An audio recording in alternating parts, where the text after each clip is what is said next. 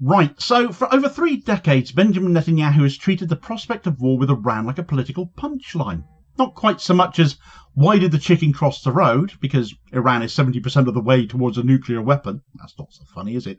But always looming. It's always just around the corner, always good for a soundbite. But now that he's finally got what he long pined for, the punchline is on him.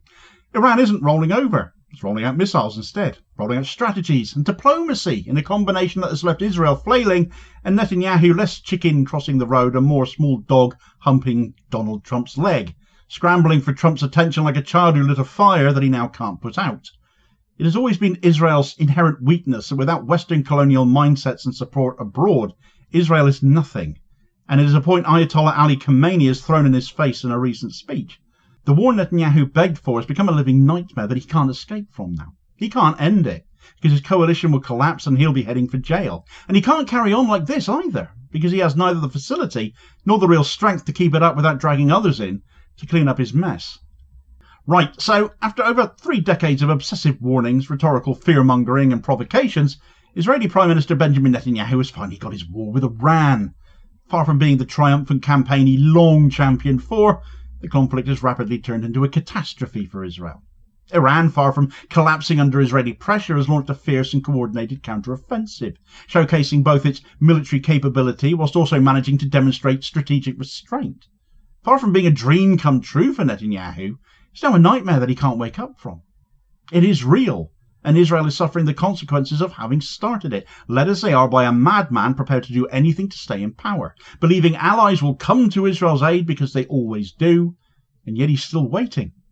Donald Trump committing neither one way or the other, but in reality, if he goes for it, he'll be wrecking his own support base at home. And if there's one thing Trump hates, it's being unpopular. His skin is akin to phyllo pastry in its thickness, just a lot more orange and flaky. This war is built on a false foundation of fabricated nuclear threats and geopolitical arrogance, and risks spiralling into a regional conflict with no clear exit in sight. Despite unwavering Western rhetorical support, Israel stands increasingly isolated militarily, as even allies like the United States hesitate to be drawn into another disastrous Middle East war. Iraq and Afghanistan show what a disaster it always ends up being, doesn't it? Iran, meanwhile, has shown that it will not be intimidated, not by Israel, not by Trump, not by anybody else. The latest chapter in this conflict, the latest strikes, have also demonstrated Iran's ability to keep on surprising and, frankly, adding to the pit of nightmarish despair that Benjamin Netanyahu is likely wallowing in right now. The shock to his system, this time being Iran's deployment of its Sejil missile, a 2-stage, solid-fueled ballistic missile capable of travelling over 2,000 kilometres. There are unconfirmed reports of another version of this that could travel double that distance. Certainly nowhere near that range is required for Iran here, though. But it's another hypersonic missile that's made an appearance from Iran. Designed to evade interception, the Sejil's debut in this war has reinforced Iranian rhetoric that they are still warming up. They're still issuing warnings right now, and that punitive measures haven't begun to be meted out on Israel yet, and they still have lots of surprises in store if Israel keep pushing. Iran's military has since claimed total air dominance over Israel's skies, a swipe back at Trump's claims to have conquered Iranian skies, and certainly Iran's strikes on Israel have borne that out. Critical infrastructure across Israel has been hit across the last 24 hours, including in Tel Aviv, Nazareth, the Jordan Valley, Ramat Gan, Holon and Beersheba, where Iranian strikes hit Soroka Hospital, which has gained a fair bit of media attention because it's Iran hitting a hospital. So it's an opportunity for Iran to come in for some criticism. It wasn't struck by intent, but it was struck due to Israel placing military installations within civilian zones again, something I've spoken about on a number of videos now. The damage allegedly being caused to the hospital by the shockwave from the blast at the missile strike at the nearby headquarters for the Israeli army, because of course Israel would put that behind a hospital, wouldn't they? It's a tactic Netanyahu has previously and repeatedly condemned when making claims about Hamas in Gaza, for example. Hiding in hospitals, aren't they? Tunnels under schools, excuses to strike civilian infrastructure, as that has been seen as, and all the rest of it besides. But the reality is Israel employs these civilian buildings as shields for their military installations, making the people in those areas de facto human shields at that. These are tactics he's accusing others of, and has done so for months, that Netanyahu and Israel literally employ themselves. And while Israeli media focuses on the damage from Iranian missiles, the scale of the casualties reveals the disparity in conduct, certainly backing the argument that hospital was not deliberately struck. Reports are that 585 Iranians have now been killed and over 1,300 injured due to Israeli bombardment since the conflict broke out 6 days ago. Most victims, as always, when it comes to Israel, being civilians. By contrast, only 24 Israelis have been killed in Iran's retaliatory strikes, a statistic that not only shows Iranian military precision, but also strategic restraint that Iran is attempting to exercise in choosing its targets. Where Iran choose military infrastructure and intelligence bases like that of Unit 8200 or Mossad and strike oil refineries like the Bezan complex, disrupting Israel's war machine. Israel, by contrast, have deliberately targeted at least one hospital already, but also apartment buildings and student dormitories and population centres, far from only targeting the nuclear sites that were supposedly the whole point of the exercise. Iran's Supreme Leader Ayatollah Ali Khamenei has warned that any direct US military involvement will bring irreparable consequences. Reports from American officials suggest Iran has already set aside missiles for US bases in the region, but has chosen not to fire, waiting for a first strike from the US as a justification. A first strike Netanyahu is on his hands and knees begging Trump for.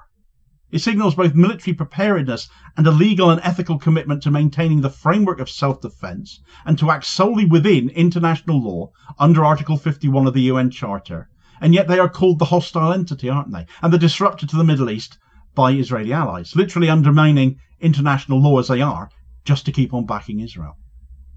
Iran's approach contrasts starkly with Israel's. The Israeli state launched an unprovoked attack violating Article 2.4 of the UN Charter and the Rome Statutes, prohibitions on wars of aggression. Iran has responded within its rights, focusing its military actions solely on Israeli targets and refraining from retaliating against the US or other third-party actors that might be carried along in Trump's wake, the UK, Germany or France, for example. Still waiting to see if Trump causes a wake.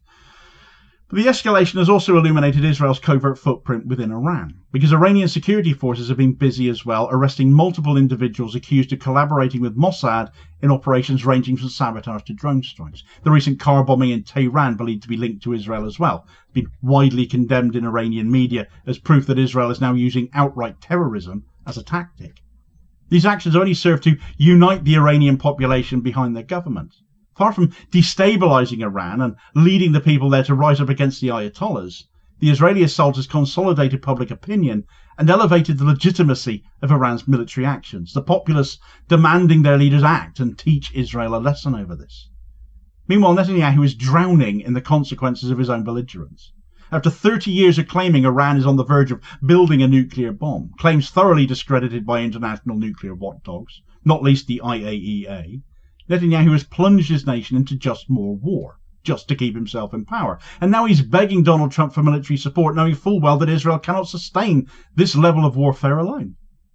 Trump, however, is hesitating. He's loving the attention he is getting from the media right now, asking him, will he or won't he? But he is hesitating. Despite making grandiose claims about American air superiority over Iran, he's not yet committed any forces. With the American public largely opposed to another Middle East conflict and his own MAGA base fractured over foreign intervention, Trump risks alienating voters if he drags the US into this debacle. And yet Netanyahu increasingly continues to make desperate claims, even suggesting now without evidence that Iran was behind the alleged assassination attempts on Trump, showing how truly desperate Netanyahu has become. Whilst Netanyahu begs for US bunker buster bombs and Trump to join him, Iran is offering talks again. Foreign Minister Abbas Araghchi has stated that Iran is prepared to return to the negotiation table and plans to meet in Geneva shortly with European states, the E3, which is France, Germany and the UK, and potentially with the US and direct talks with them this time too. Notably, Iran refuses to include Israel in any of these discussions, framing the Israeli state not as a negotiating partner, but as a regional aggressor outside the bounds of diplomacy, and they are completely correct to call them that. This initiative presents Iran as a rational actor in this conflict, military capable, diplomatically engaging, and legally justified. Israel, on the other hand, looks increasingly erratic and cornered. Cornered they are. Not only that, but for Trump, you've got Netanyahu on one hand banging the drums of war and begging him to help him to destroy Iran, while Iran are offering to talk instead. Maybe make that deal Trump keeps banging on about, and talks would be a far more popular move with both his base and the American people right now. So can Netanyahu really top that? Or will he have help from the AIPACs and the Miriam Adelsons behind the scenes? On the face of it, it's a no-brainer, but then no-brainer should have a picture of Donald Trump next to it in the dictionary, as many of us I'm sure would agree with. One of the most damaging revelations for Israel has been the vulnerability of its air defense systems. The Iron Dome and David Sling were marketed as virtually infallible, that Israel's air defenses are the best in the world, but Iran's barrage has exposed glaring weaknesses. Reports have suggested that Iran has used decoy drones, synchronized salvos, and electronic countermeasures to bypass Israeli radar and interceptor batteries, tricking them essentially. Then there are the reports of the technological warfare that has meant Iran could turn one air defense system on another, as has been claimed. Meanwhile, oil prices have surged due to Iran's threats to restrict passage through the Strait of Hormuz. Markets are jittery. US stocks are falling. Global investors now face a conflict they cannot hedge against, largely triggered by Israeli militarism and a Western alliance unwilling to confront it. Netanyahu's war has revealed the hollowness of Israeli invincibility, the moral bankruptcy of its claims, and the unwillingness of its allies to do more than cheer from the sidelines. Iran, far from being the isolated, irrational villain portrayed for decades, has emerged as looking resilient and a strategic actor fighting back with discipline, engaging diplomatically, and adhering to the principles of international law. So the more Netanyahu escalates, the clearer it becomes to all observing it that he has no endgame. Israel is now dependent on US intervention, but Trump knows any misstep could cost him politically.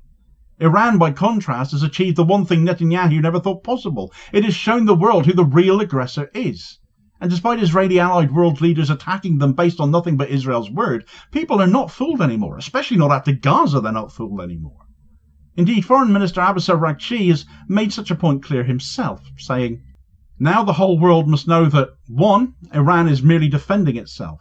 Even in the face of the most egregious aggression against our people, Iran has only taken reciprocal action against the Israeli regime and not against those who assist and encourage it. Just as Netanyahu launched this war to destroy diplomacy, the world must be very vigilant regarding the increasing efforts of the weakened Israeli regime to compel others to save it and to spread the flames of this war to the region and beyond.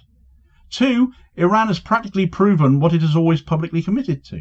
We have never sought nuclear weapons and will not do so. If it were otherwise, what better excuse than the current aggression of the only nuclear-armed regime in the region could we have for developing these inhumane weapons? 3. Iran will proudly and courageously continue to exercise its right to self-defense, and we will make the aggressor regret its grave mistake and compel it to pay the price. 4. With the exception of the illegitimate, genocidal and occupying regime of Israel, we remain committed to diplomacy, as in the past." For more on how badly Benjamin Netanyahu is looking for a way out of this mess that he has brought down upon himself, do check out this video recommendation here as your suggested next watch. Please do also hit like, share and subscribe if you haven't done so already, so as to ensure you don't miss out on all new daily content, as well as spreading the word and helping to support the channel at the very same time, which is very much appreciated. Holding power to account for ordinary working class people. I'll hopefully catch you on the next vid. Cheers folks.